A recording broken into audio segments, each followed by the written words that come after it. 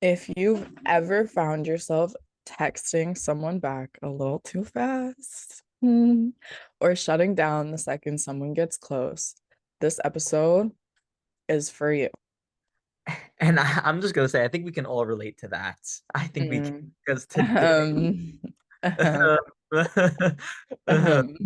because today, guys, we are talking about attachment styles, which has been my favorite topic the past few weeks. And I'm so excited we get to dive into it because I did not know it existed a few weeks ago. It's not just an Instagram buzzword, but it's the real stuff. And it's how the way you were loved as a kid might still be driving your relationships today. And more importantly, how to shift it. Okay. Because no one is doomed to keep on repeating the same patterns forever. And that's what life is all about. That's what we're surrounded by is patterns. And if you can dig deep, figure out where the core wound is, or figure out where things started, or why you might act a certain way or react a certain way, act or react, um, it will change your life. I know it's changed mine. Um, it's obviously constant work. It's not something that you fix in a day. It's That's what life is about too, hey, is about constantly evolving and constantly making improvements. And yeah, attachment styles is a huge part of that. So I have a question, Mano. Yes. What is attachment? Let's talk about that. When we say attachment, what do we refer to? So now with obviously all the social media and everyone being like in their baddie era, right? Attachment is like, okay, it's amazing Period. to be detached, right? People are like, you have to be detached, you have to whatever. But what does that even mean? Okay. So as children, we grow up with caregivers, we grow up with people, whoever takes care of us, right? Whether that be a parent, a guardian, whatever. Everyone is raised in a different way, and that the way you are raised determines how you attach to people throughout your life, right? And so Mhm. that means in terms of relationships, like romantic relationships, that in terms of friendships, in terms of business relationships, everyone has an attachment style, and there's around four of them. Those are like the top four. Everyone fits into one of these categories, but they are interchangeable. Mhm. And so a lot of people get confused because they're like, a lot of people get confused thinking they're all secure because the first attachment style, this is the most secure person, right? The person that you want to strive to become is the secure attachment, right? And so a secure attachment is someone who believes I am worthy of love and others can be trusted, right? They have a deep-seated connection with themselves internally, and subconsciously they are there for themselves beyond anything else. Like they are those people you see and you immediately are like, okay, that person, I know they love themselves, right? They love themselves above all else. Then they've gotten to that point um through all the work that they've done and through how they've been raised. And so like someone who's secure is comfortable with closeness. They're comfortable with having space with their partners. They communicate clearly. Communication is a huge, huge topic for secure attachment styles. They are very good at communication and doing it clearly, right? They handle conflict without spiraling, um, and they don't need any back and forth or anxious type of energy to feel love, right? They're not looking for validation. They give the validation to themselves. Can I also jump in? I just want to say, as we're talking about this, like, no one person is just living life with one attachment style, right? And that goes back to the ways that you were loved by different people when you were younger. You might have one attachment style with the woman in your life and a different one with the men in your life. Or you might have one attachment style with like your parents and your family, but then a completely different attachment style with your friends.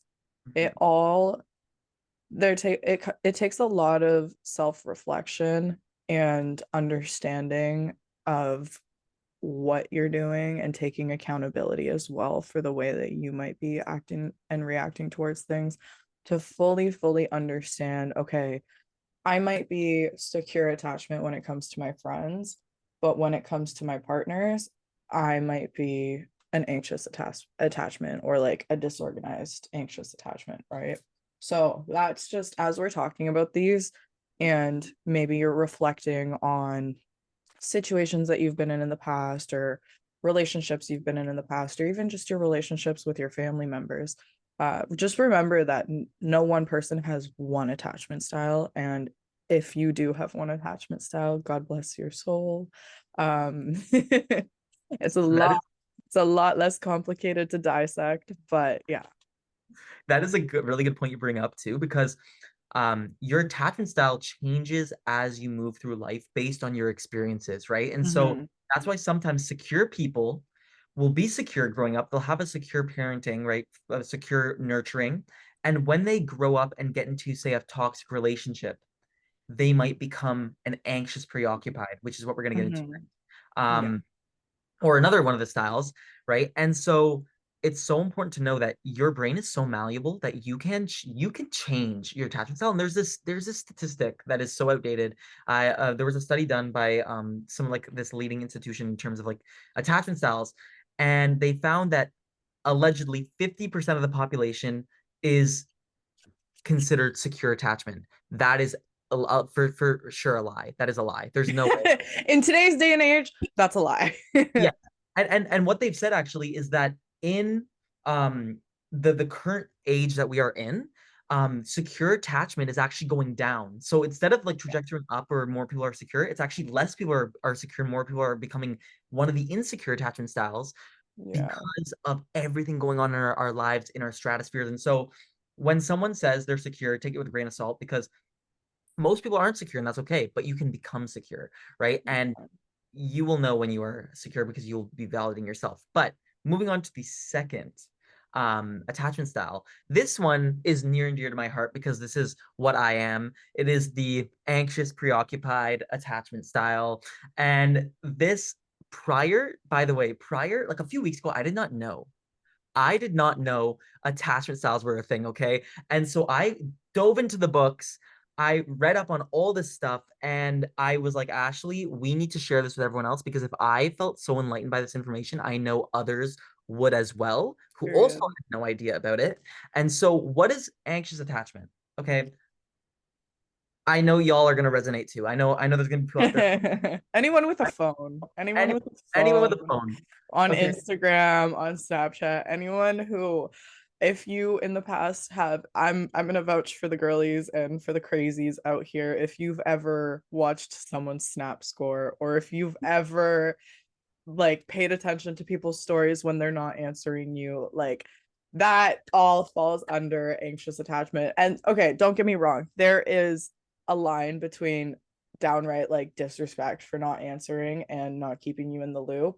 But if we're all individuals, we're all busy, we're all doing things. If you are sitting at home or in your car or wherever and you are watching someone's snap score go up as they are living their life, you are sitting there being anxious and wasting your time when you could be enjoying your life too. So, I'm so glad you brought that up. That was such a great example to tell you what anxious attachment is. It's like literally it's the thought of I need love to feel okay, but I'm scared you'll leave. They're scared of abandonment. Someone who's anxious attachment typically has a core wound that is associated with abandonment, right? mm-hmm. Because in their childhood when they were raised, they were given love, but it was taken away. Maybe their parents were busy at work, and so they would give their children love, but they would have to leave for work, and the child would start associating leaving, right, abandonment with love getting taken away, and then it develops into this attachment style. And so that's kind of essentially people with anxious attachment, they crave closeness, right? But they always feel on edge, right? They overthink texts, they seek constant reassurance, and they always feel like they're too much. And that's what Ashley was talking about checking the Instagram, right? Going on. Did they post a story? Are they doing things with their friends without me? Are they living their life? Are they happy they left me? Are they happy they did this? It's a spiral. You're spiraling and you're using other external sources to help validate that they don't love you. By the Yeah. way, let me just quickly say this. Okay, this is just something I need to say. When has looking at their Instagram or going to check their Instagram ever made you feel better? When has it ever made I you literally no, and that is such a great point because okay, if I'm talking to someone and I catch myself being like, I should go check I catch myself and I say, like, what is that going to do for you? Genuinely, what is that going to do for you? And I also am a true believer that when things are meant to be seen, they will be seen. You do not need to go seeking them out, right? Like the universe, God, whoever will show you exactly what you need to be shown. And not even just that, people's actions will show you 10 Mhm. times more than going and checking an Instagram story or a Snapchat score will tell you, right? I think I left the like Snapchat score in like 2017, 2018. Like we haven't done that in years. Yeah. But there's the odd time where like you're talking to someone and maybe like they're super um communicative and super in your space for a little period of time. And then there's that first moment where they're not like that, where you kind of go into panic mode and it's like, okay, what changed? What's different? Da da da.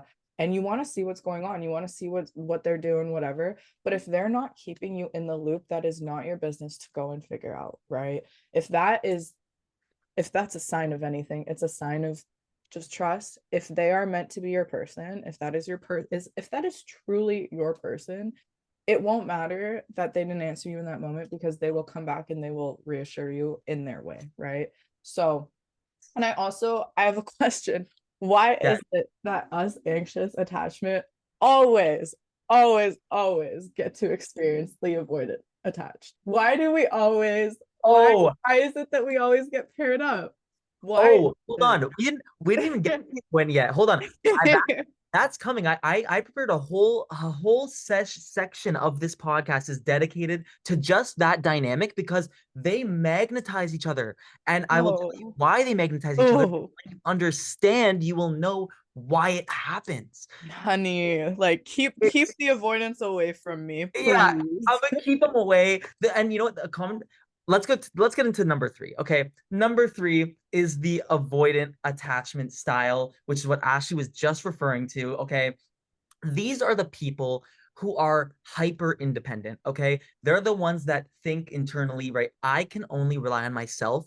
Intimacy feels risky, and the reason that stems from their childhood. Okay, because when they were children, their parents were probably more made them more independent. Like, say for example, if they fell off a bike, their parents would be more likely to be like, "Get up," right? Like, stop crying, right? They Mhm, validate their feelings, and so they grew up with the notion that they need to fend for themselves in life. mhm, And mhm. because of that, they become hyper independent. They become avoidant attachment. Obviously, you can shift it, but that's who they are as people, right? They value their independence, and they may feel even suffocated when things get emotionally deep, right? I This think one, I think this also, I'm so sorry to cut you off, but I want to jump in here. I think people who are avoidant, they also may like come off as like emotionally intelligent at first, right? 100%.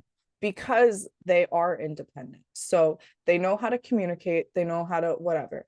But then it's as soon as it gets too close. It's as soon as it gets too close, as soon as they might realize, okay, I actually really like this person, what happens next? And then they get hit with that what if. And because they are not the determiner of, well, that's the thing, they are the determiner of the outcome, but they don't realize that they withdraw, right? And if you've ever been ghosted, if you've ever been like, uh, what's another word, like withdrawn from, if somebody has ever been super intense and then started to breadcrumb you, they are avoidant. Okay. I'm a air the dirty laundry right now. I was talking to a man for a few months last year. Okay. Last year. And we took it slow, very slow. Okay. We were just getting to know each other. Da da da da. And there was, oops, I just hit my mic. There was a shift. Okay. There was a shift in communication. And at this point, I was like, okay, you know what? I'm not gonna dig. I'm not gonna be on his ass. Like, it's not my business to do that. I tried communicating things one time and I was like, I'm gonna put it out on the table. If you wanna eat the food, you can eat the food. If you wanna let it get cold, you can let it get cold. And uh basically I started to like take notes. I was like, okay, if you're withdrawing, I'm gonna withdraw. I'm not gonna give more than needs to be. And then what happened? After like 2 weeks, poof, gone, disappeared. Yeah. Okay. Poof, gone, disappeared. And 2, 3 weeks later, something along those lines, uh, who was messaging me again? Mm-hmm. And you know what? I give him creds for being honest with me because with avoidance, they're not usually honest. But he said he was like, "Hey, like I started to like you a lot and I realized that I'm not ready for a relationship." And you know what that is? That's the intimacy feels risky, right? That's the avoidant dismissive. And that is exactly what happened is he felt a certain way. He got scared because it was too close to intimacy. And then he was like, you know what? No, I don't need another person to depend on. I'm going to depend on myself. And disappeared, fucked off, did his thing, partied, whatever. You know what people do. It is what it is. Like, I could never hold it against someone because that's your life, not mine, right? Like, I just happened to be a part of it for a few months. That's okay.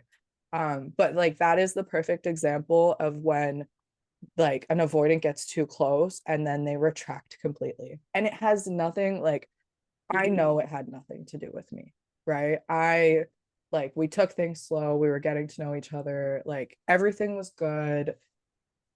There was literally nothing and like I've reflected, right? Sometimes when you're especially as an not as avoidant, as an anxious attached, right? I wouldn't necessarily claim that I'm an anxious attached because like I have been in the past, but I've worked on it.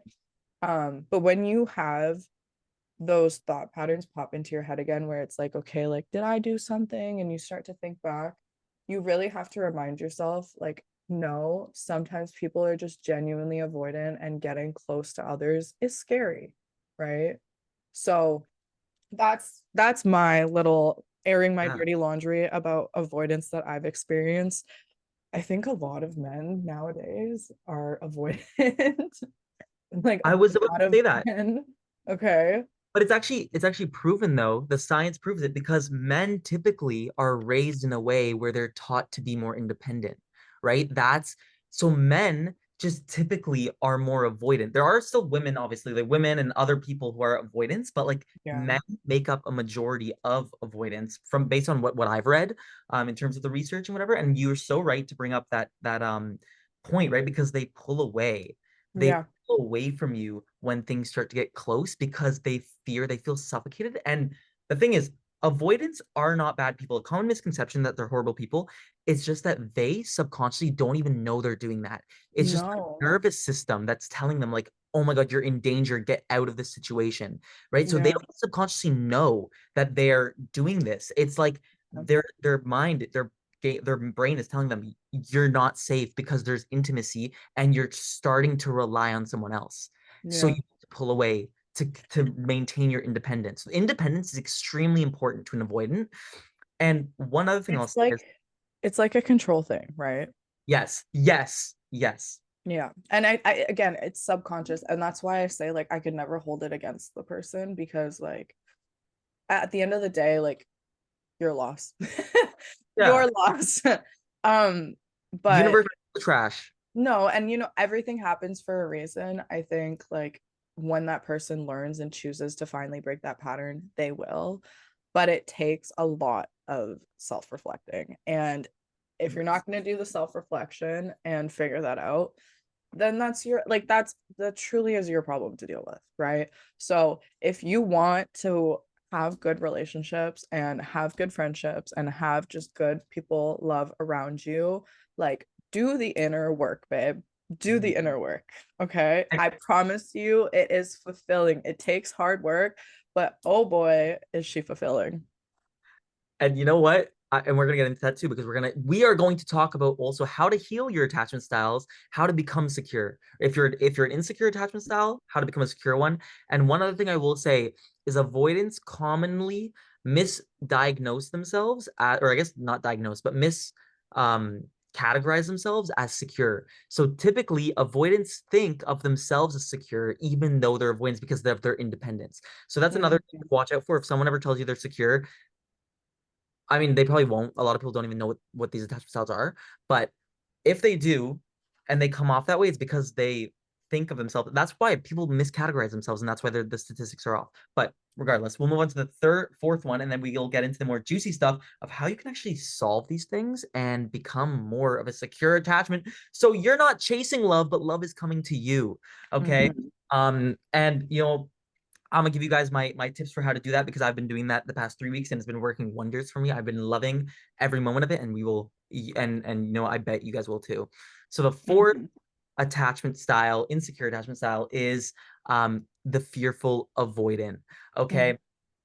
It's kind of what it sounds like in the sense, right? It's like someone who really wants love, but they don't trust it, right? They've been burned in the past. It's someone who has not trusted the love they've been given because they didn't feel it was real, right? When they were younger, right? So they bounce between anxious and avoidant. So this is a combination of both those attachment styles because they crave intimacy, right? But when they get it, they push it away. And it's all rooted in their core wounds, the trauma, the inconsistencies when they were growing up, in the care by the caregivers that they had, right? And so Mhm. like it If if you have ever, here, let's put it into like an example. If you have ever sent 30 text messages and then as soon as you get a response, you're like, nah, I don't got anything else to say yet. I'm telling you, babe, you're probably a disorganized, fearful avoidant. If you were going at their head trying to get a reaction or trying to get some form of love or reassurance, and then as soon as they respond back, you're like, no, I'm gonna take my time. You're probably a little fearful avoidant. Okay. Um, it's that like intense craving of love. Okay, I want it in this moment. I need it right now. And then when it is put in front of you, then you're like, okay, okay. Give me a few minutes. Let me process, even though it's not really shot for of you. espresso first. Yeah, yeah. Yeah. Give me a shot of espresso, maybe a little carrot cake. Yes. I'm gonna take my time now. I'm on my 'Cause- break. yeah. Be back in 5.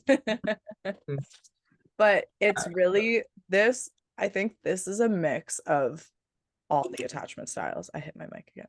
Just tell me to stop. I talk with my hands too much. This is a mix of all the attachment styles, and that's why it is a Except disorganized. secure. Except secure. Yeah. You know what? And I think I'm gonna say I think parts of secure pop in here, right? Like there's probably moments where they're like, yeah, I'm ready for this. I'm happy. I like see life in this person. I can see a future. And then that reassurance in that moment is so strong. And then that's where like the push and pull comes, right? So I truly think it is a mix of all of them because you get light of the secure attachment when you're a fearful avoidant, right? Because you're like, you're ready to give that love, you're ready, whatever. And then it goes anxious, and then it goes avoidant, and then it might like rotate through again, right? So, And again, most people are not just one attachment style. You have a mix, right? You might have one that style that primarily takes over, like anxious attachment or avoidant, whatever. But there are other ones that play into that, right? So there's no one is like binary 1 and 0, right? It's like you change based on that. And the best part, my favorite part about attachment theory is the fact that your attachment style can change with very specific, consistent action. You can become secure as long as you have the awareness, right? You can self-regulate, and the relationships that you are with, your friendships, your romantic relationships, whatever, and the relationship with yourself is safe. Uh, big, big up on the relationships around you that feel safe. And I was talking to a friend about this recently who had just gotten out of a relationship. And I said, you know what? I truly think we learn to love ourselves through our friendships, right? mhm, And 100%. we talked about this last episode that we did. Um, what did we talk about last episode? I just had it in my head and it disappeared. But we were talking about if you were to doubt yourself, you got to think, okay, what would I tell my best friend in this moment, right? And I truly think that's why having healthy friendships is so important, is because you can heal your attachment styles through those friendships. When you grow up and you have adult friendships, and I'm saying this as if I'm 40 years old or 50 years old. Sorry, guys, I'm 23, but I have great people around me, and I also have been like in the lows of the lows. Um, so in the past, I'd say 3 years, I've grown to have some amazing people in my life, Mano being one of them. And yes, there's different phases through friendships, but as long as the love, the respect, the communication, the understanding is there, you can learn so much about how to love through your friendships and how to regulate yourself through your friendships, how to hold yourself accountable, how to be more aware of things, right? Like if you have people around you who can have honest conversations with you and give you honest feedback without tearing you down, but also with you valuing it, you are going to grow, right? Mhm. Your attachment styles are going to shift and change. The way that you love is going to be different, right? Like before Mano and I were friends, he didn't say I love you to any of his friends. Mm. I did not. And you know what? You know who brought that out of me? It was Ashley. Because I Mhm. remember something distinct was when we first became friends and we were like talking, she would say I love you to everyone. And I was like, Not to everyone, not to no, everyone, no, to like my her friends, friends. like her friends, like to all her friends, I meant, sorry. But she said, "Hey, I love you" to her friends. And I noticed that and I was like, doesn't that devalue like the word like love? And then she was like, no, because why would it ever be a bad thing to tell someone you love them? Right? Yeah. Because like, and that changed my perspective on the the dynamic of like just saying that word. Like it took it out of a romantic perspective and just said, like, as a human, like I love you as a human being. You know, you being in this world, I would rather you being in this world than not in this world with me. You make my life better. Yeah, you it's like you make my life better. Like that's like Yeah. the energy. And so like I started doing that and I was like, it feels so nice. It just feels so it's like so affirming. Right. But that you're the one that That implemented. was sorry, that was just one example that I thought of, right? I just and like even just you, Mano, in my life, I feel like because you are such a driven person, and it shows up differently in different friendships, but especially in our friendship, like we hold each other accountable, right? And we're always learning. And some friendships are more for fun. Some like every friendship dynamic is a little bit different, but we 100 like I've learned a lot of accountability through you and through our relationship. So, And same with me, because you know what? And that's the type of relationships you want, because those are safe relationships where you know that someone has your back, regardless if you're having a bad day or if you're functioning at 20%, right? You know that that person, regardless of where you're at, is still going to be there for you at the end of the day. They're not just going to leave. And that's about building secure, and that helps you build secure attachment because then you realize that you don't need to be perfect to keep people around. And that's something, again, anxious attachment are known for, right? It's they think they need to be perfect all the time to keep people around when that's not true. People who mhm, love you will stay for you regardless of if you're functioning at 20%, 50%, or 80%, right? mhm. Um, so and I love that. And I think that again, you got to just be more grateful and show gratitude to your people in your life that if you have a relationship or someone in your life who shows you you know these things or shows you they love you and care for you and you feel safe with them, let them know because a lot I of know. Yes. don't let you like it's not a thing people I do. Like think I do it. I think we get caught up too in the flow, the ebbs and flows of life, and we forget and we think that we're doing it sometimes, but we forget that we're not. And one quote that Victor Lindell always tells me and reminds me of is the myth of communication is that it has already taken place.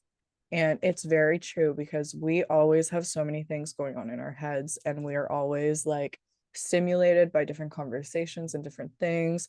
And I truly think sometimes we believe that the way that we're acting or the way that we're moving tells people that we love and we care about them enough. And sometimes words of affirmation are such a refresher, like myself included. Okay. I'm always like assuring myself, but when I hear my friends say something to me or like ask me if I'm okay when I'm like steadfast, just working hard, Yeah. It's a really good reminder and it kind of grounds you. And we just we forget sometimes. We get busy, we stay occupied, we forget sometimes. And it's a really, really good reminder when you hear those few words of affirmation. I feel like words of affirmation is probably the biggest life hack that anyone or that I heard throughout my healing journey because Mm-hmm. you don't know how impactful it is to tell yourself or even hear from others, even if you're going through healing, if you're an anxious attachment and you crave validation and reassurance, when someone gives that to you, regardless of your attachment style, it feels good, Well, right? and it's like anything, right? Like the words that you speak become the thoughts that you think, and the thoughts that you think become the life that you live. And if you can affirm to people that you love them and whatever, you're just what you're doing is you're just helping build your friends up, and you're just helping build your relationships up, and you're just helping like build that belief that like they're lovable, right? And yes, a person should be affirming that to themselves. It is 10 times easier to affirm that to yourself when you have people around you doing it, right? Like it takes 10 smiles to fix one frown, right? It sometimes it takes 10 reminders when you're hitting like a low point to get yourself back up. But a lot of people don't know that even if you don't have people in your life who do that for you, you can do it for yourself, okay? And Mm-hmm. you do it through journaling, which we will get through in a little bit, but like just a gratitude practice, right? And we'll get into how I do it and how Ashley does it and how it really helps. But essentially gratitude is the most powerful emotion in my opinion. And I think that the more grateful you are, the more happy you are. But we will get into that because I know there's one thing I do want to get into, and Ashley did mention it before, but it Wait, is before we do that, because I know what you're gonna go to.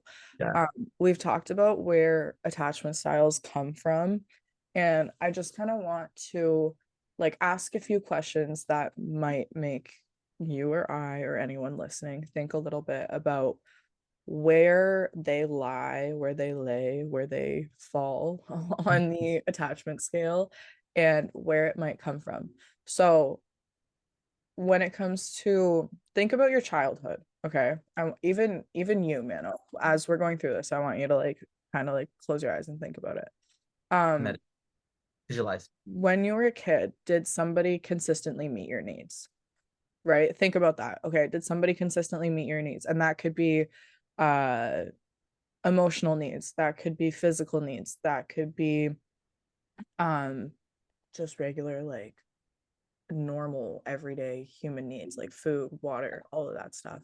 Okay, if you hear that question and you answer yes to all categories, to all categories, you've most likely built a secure attachment style. Okay, right? And like that is a big question to answer, right? Especially when reflecting back on being children, it can be hard to remember some things. Before the age of 8 years old, I don't know if this is an ADHD thing or if it's just like I muted a lot of my childhood. I don't know why. I don't remember a lot. Okay. And I don't know if it's because I was an anxious kid. I don't know what it was, but that's just me, right? So it takes a lot of thinking and a lot of writing and a lot of reflecting for me to be able to find the memories deep down in my brain that uh solidify that for me. Here's another question. Were love and affection unpredictable? Okay. Were was the love that you received dependent on school grades? Was it dependent on the chores that you did around the house? Was it dependent on you following rules? Was it dependent on you serving other people? If it was dependent on something versus you being you, if it felt like it was unpredictable, you probably have an anxious attachment style. Okay. I'm like most likely have an anxious attachment style. And that like, oh, I love my parents. I love them so much. And my parents are very different. My dad is very, as long as you find something in your life that you love and you pursue it and you're happy, like I support you 100%. Mom Yeah. is more education based, right? And as someone with a more creative brain, which I don't think I was really given the space as a child to understand that I had a more creative brain because I grew up in a very educationally driven space. Um, there was a lot of anxiety and a lot of self-doubt and a lot of uh negative thoughts that came along with that, right? And I don't blame my parents for that. It's just nobody knows how to exactly deal with your brain until you figured it out. And so I grew up more anxious because there was educational deadlines and expectations, and I was in a very high performing space where I just maybe thought a little bit differently than everyone else, right? So that's just me. Everyone's different. Um, Here's another question. Were you made to feel like your emotions were too much? Okay. This can become present in adult life too. Um, were you ever told that you were being dramatic? Were you ever told that you were throwing a fit? Were you like, even for me, in my like longest, I think I became more avoidant as I went through my most toxic relationship because that's where I was made to feel like my emotions were too much. So I went from being anxious to avoidant. So what does Yeah. what does that create? That creates a fearful avoidant, baby girl. um, The but yeah, cocktail.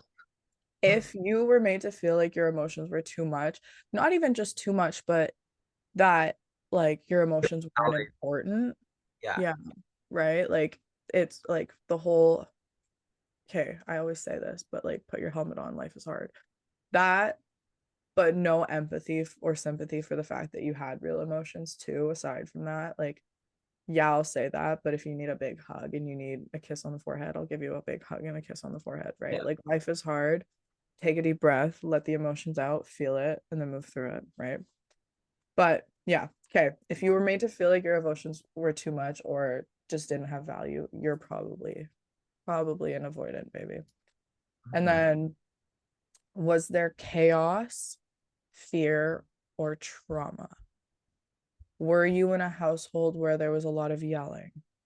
Were you in a household where maybe one parent was super inconsistent? Maybe one parent wasn't there. Maybe you had one parent pop in for a couple years, disappear, and then another parent pop in for a couple years, disappear.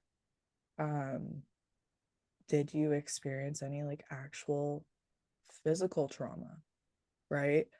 If you went through anything like that, you probably, yes, I'd say anxious would fall under there, but I'm gonna say you probably have a fearful avoidant, right? Where you really want that love, but sometimes it's too much, sometimes it's not enough. Um, these when you ask yourself these questions, this is just kind of to help you figure out where you fall on the scale, okay?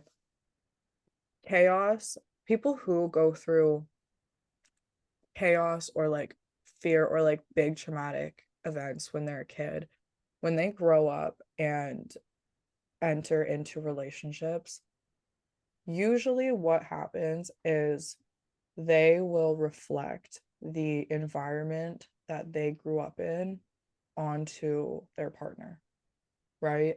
So I think I think my ex was more of a fearful avoidant, right? So there were really high highs and there were really low lows. There was moments of peace, but the peace would only last for 10 minutes. And then as soon as something's up, it's explosive like emotions and chaos, okay? And that came from just unfortunately he had a household that wasn't as stable, right? And so that's where I said to you before, I think I became more avoidant after that relationship because I was thrown with this chaos that I wasn't used to. And as you're a people pleaser, I'm a people pleaser. As empaths, Recovering people pleasers. yeah, okay, yes, thank you. We're not programming the negative. As empaths, as people who want to help other people and who can feel for other people, even if we haven't been put in that situation before, it can be really, really hard to separate yourself from someone who's going through that because you feel their pain for them, right? Yeah. It's also your nervous system too. Like your nervous system, these are all things that program your nervous system as you grow up, and that's how we learn to love. That's why these are so important because you're programming your brain, telling it, okay, this is what love looks like. I need to look for this, right? Mhm. That also manifests into your relationships, right? So, Yeah, yeah. okay, now this is the fun part. We're gonna start with a good relationship. Okay, this is a good match. A good match is obviously like, secure, obviously the best. A secure and a secure person together is like beautiful, moi, chef's kiss. Mhm. But sometimes obviously you can't have that because, population is different. Yeah. Um, and so if you are an anxious attachment, your perfect match is a secure person, right? Because you as an anxious, your best match is not someone to obsess over, it's someone who's secure and who is able to give you what you need, right? Because what a secure person gives to an avoidant is consistency, clarity, calm energy, no guessing games. They give you what you need, which is reassurance, and they don't feel bad about it. Oh, they understand, They right? understand, right? And so um I'd say generally that's the case. You can't really spot a secure person because I know the anxious attachment people are asking, how do I make sure they're a secure attachment? Because You I have can't spot a secure person, but what you can do is spot an avoidant person. No, you can't even do that because avoidance describes Ugh. themselves as secure. Because when you first meet an Well, avoidant, yeah, that's what we were saying before. But I think signs come up within the first 3 months. signs come up. Yeah, within the first three That's what months, I mean. you'll start, or no, at towards the end of the first 3 months, you'll start seeing signs of avoidant behavior. But at the beginning, they're very good at disguising as secure. Like, but then they come out after, and you realize that they're avoidant. Oh, Uh, baby, I've got experience in this realm. yeah. But let's talk about the more fun one, which is why do anxious attachments and avoidance Oh always yeah. So fun. magnetize towards each other? So Because fun. most relationships, by the way, most relationships are that dynamic. And that's why a lot of you hear all these stories online about trash men and trash relationships and all these. It's because most of them are anxious avoidant mixes, right? And there's obviously different on the spectrum to how much each one is, but it is the most chaotic pairing in the attachment world because if you've ever felt like you've been chasing someone who kept pulling away, this is probably what you're going through, okay? They're very weirdly magnetized to each other, but it's not stable. And you might be asking, okay, why? Why does that happen? Because the anxious person is terrified, very, very, very scared of being abandoned. That is their core wound. They're super scared of being left. Whereas the avoidant person is terrified of being engulfed. So what Mhm. ends up happening is the anxious partner wants more closeness, just as the avoidant partner pulls away. And then the more the anxious clings to the avoidant, the more the avoidant retreats. So it's like a pendulum, right? Say for example, if No, I you're in call the it a center, roller coaster. I call it a roller coaster. no, I'm saying pendulum in terms of like for example, say this is the avoidant, this is the anxious attachment. If Yeah. the attachment leans towards the avoidant for more closeness, the avoidant goes this way. Yeah.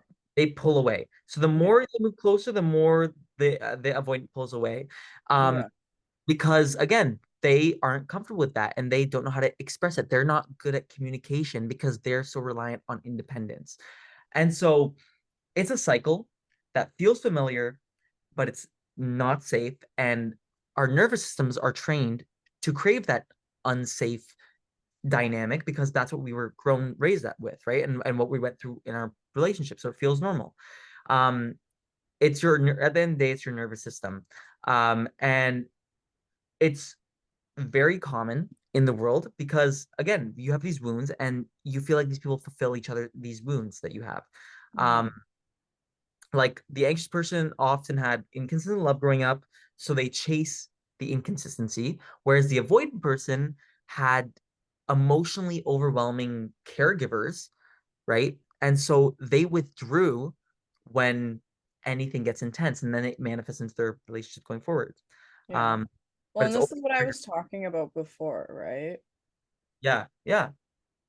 Like it becomes a pattern and the highs and the lows, and then bringing that chaos in from childhood, right? It feels familiar, and that's why people feel okay chasing or um creating chaos, right? Like without leaving the relationship is because it's a familiar feeling, right? And you consciously don't know. Yeah. No, you I, don't know until you're out of it. You yeah, don't know until you're out of it. And I think that's why our generation, there's so much diversity in the way that we see relationships play out is because there's so many people who are doing the work and mhm. challenging the generational trauma that they've been given over the years. And there's also a huge vast, let's scratch the fact that I even just said huge vast. There's a huge majority of people who won't even get into relationships right now because they're prioritizing doing that work. And there's the people who are just blind to it, right? And I always say this, the most powerful love starts with you. Mm-hmm. Okay, so now let's get into Wait, I also just want to say really quickly, going back to that like anxious avoidant, if you have butterflies in your stomach the first time that you kiss this person, or if you're like super duper like it's one thing to be excited about someone, it's another thing to almost be like putting on a mask of excitement. Like hmm, you're excited, but because you're excited, you feel like you have to put like a little bit of a mask on mhm. because of the way that that is not your person, baby girl. That is your body. That is your gut telling you to take a step back. Okay. Because like I've been there before. I am sure many people have been there before. The I've been there before. person, exactly. It's like I don't know, like I remember the first time I kissed like my long-term ex-boyfriend, and like all our friends were near us, da, da, da, and like I felt those butterflies in my stomach. Okay. That was my body telling me this is the start of something not good. Okay. That was No, my body that was saying your body. stop. That was your body releasing oxytocin, dopamine, and serotonin. That's what that was because your body releases happy chemicals whenever you kiss or hug someone. Fun No, fact. Mano, that was not that though. I know because I've experienced like the other. This is what I'm saying is your body knows. If the person's energy is whatever, like your body knows. If you feel like how do I explain this? Like it's one thing to take it slow and get to know someone and feel comfortable around. Okay. Like comfort, peace, that's different. If you almost have like anxiety when you're around them, but it's framed as excitement, that's the red Oh, flag. oh yeah, yeah. If your intuition is telling you, oh yeah, trust your intuition. But you don't No. always know how to read it. That's why I'm saying like if you Mm, have a super duper, like your gut tells all. Your gut knows, your gut is connected to your intuition. And that's why I say if you feel super insane strong butterflies in your stomach, like first interaction or first kiss or whatever with someone, that is usually not a good sign, right? mhm, If it is a good sign, it's gonna be calm, peaceful. Yeah, you might like feel the happy whatever flowing through your body. But if anything goes off in this belly, if you feel anything there, I'm telling you, take a step back and just breathe and like think about it and maybe do a little bit of reflecting. Okay. do some Okay. journaling, which yeah, yeah, yeah, Like, please. Okay. yeah. Be- Um, okay, But let's move on to this. So sorry. no, no, don't worry. We can wrap it up with the one everyone's waiting for, which is how do I become secure? Uh, Mm-hmm. and I honestly think the most powerful thing you can do for yourself is to become secure because when you stop outsourcing your peace, okay, You stop chasing, you stop fixing, you stop shrinking yourself just to keep someone else around. You level up to your highest self. Okay. And Mhm, everyone, I don't know anyone who listens to our podcast that doesn't want to become their highest self. Like mhm, if you're listening right now and you don't want to become your highest self, this is the wrong podcast for you. Okay. mhm. I know everyone listening here though is here because they want to better themselves, they want to grow, and they want to become the version of themselves that they dream about. So how do you become secure? Okay. It all starts with self-regulation. Now, when I first heard this, when I was doing research, I was like, what the hell does that even mean? Like self-regulation. Okay, how do you do that? And you are going to Right. roll your eyes. You know what we should try to do, Mano? What? We should do somatic therapy together and do a little bit of like I've done like specific things at home by myself Yeah. before, but we should actually do it and do like a review of it. Like do it professionally and do a review of it. We should do it professionally. I do it actually in my bedroom, but I've never done it professionally. Yeah, I've done it at home before. I've just never done it like that. Okay, I'm so sorry for cutting you No, guys no. off, but that's part of the self-regulation is you Yeah. can do somatic therapy. Like part of self-regulation is how do you regulate yourself so then in the moments where you feel huge waves of anxiety, you're able to come back to yourself and not have to look for external validation to help your own situation. So like for example, breath work. I love box breathing. You breathe in for 4 seconds, you hold it for 4 seconds, then you breathe out for 4 seconds slowly and controlled and you repeat 3 times. By the end of the 3 times, you are more calm. And it really does help regulate your nervous system, right? That's one piece, right? Being mindful about what's happening, right? Like Journaling, yeah, journaling. Getting those thoughts on paper so they're not sitting in your head. Another thing that I think, because when we're kids, we're given rhythms and regulations from our parents. One thing that I do, and I think this comes from my mom, I don't know. I have to talk to her about it to figure out if this was something she did often, but I will like comb through my hair. And I think it's because when I was a kid, my mom like would comb through my hair when I was nervous or whatever. And so for me, I do it just regularly, but if I'm like stressed out, like I'll sit back and I'll do this. Right. And that's like a self-soothing, self-regulation thing for me. that's fair.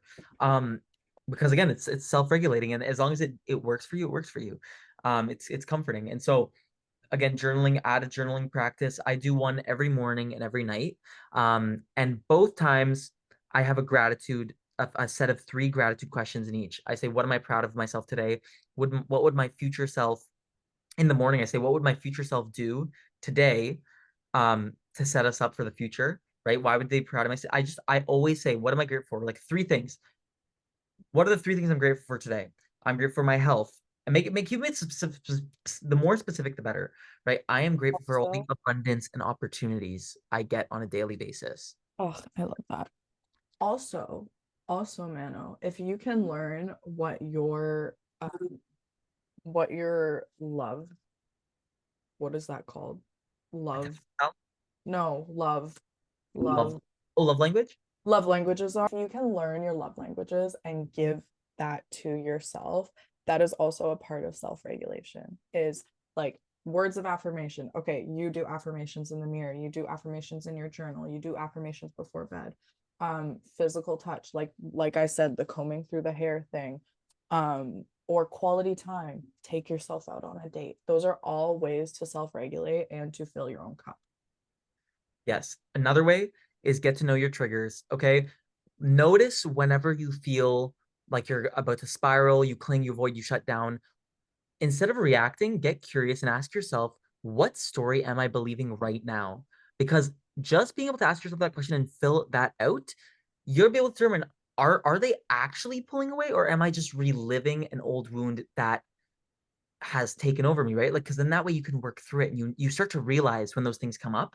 And when you start to realize, you can start to combat them, which makes you more powerful. A Um, good way to keep track of this is to have a note, and whenever you feel like anxious or triggered or whatever, write down what you're feeling, write down what happened, and then write down how you reacted, and then you can go back and reflect on it. And if you didn't react, great, you can still go and reflect on it and just kind of see, okay, is there a pattern here? Because when you have it all in one place, you can actually reflect properly. Absolutely. And there's one person, by the way, who I've done a lot of research on. Her entire research has been on attachment styles, and her name is Thais Gibson. She is, you might have heard of her if you know of attachment styles, but she talks a lot about inner child work and meeting your unmet needs yourself. So you're not waiting for someone else to fill those gaps. And so that could be subconsciously. You can even listen to subliminals. I've started doing that at night. I listen. Have I shown you the letter that I wrote to my younger self after I got That's out? another thing you can do. You write a letter Oh to my your God, younger self and your cried my future eyes self. out. I cried my eyes Yeah, out when I wrote that letter. But it's therapeutic. so healing. Yes. They're Um, honestly, an yeah.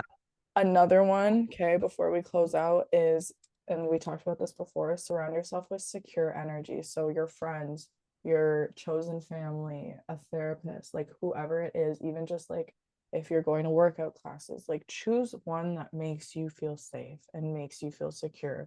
Community that engages with you and creates that safety that mirrors the emotional safety that you're trying to find.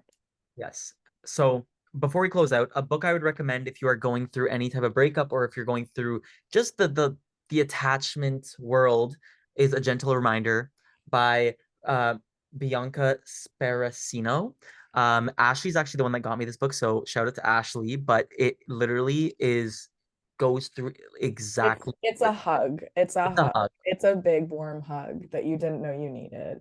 And Exactly. Bianca is actually amazing. I found her through Instagram, and then I realized that her and Bianca Weiss were best friends. But she's very, very, very vulnerable. And if you do some research, like I think she started writing and putting out her writing when she lost, or when she was about to lose her mom. And Mm, so her words are very like they hit. They dig deep in there and they hit, but like in a good way. Um, yes. All right. So on part that, on that note, let's close it out. Becoming secure does not mean that you'll never feel triggered. It's life, we're human, it happens. It just means that you trust yourself to handle it with grace. and the best part is that once you become secure in yourself, the type of love that you attract physically shifts. Okay, you stop tolerating the crumbs that you're used to. You stop mistaking the chaos for passion, and you finally feel safe enough to let real love in. And that is the biggest one of all. And by the way, when you are secure, you love yourself more than anyone else could, and you only attract people who are going to match that love.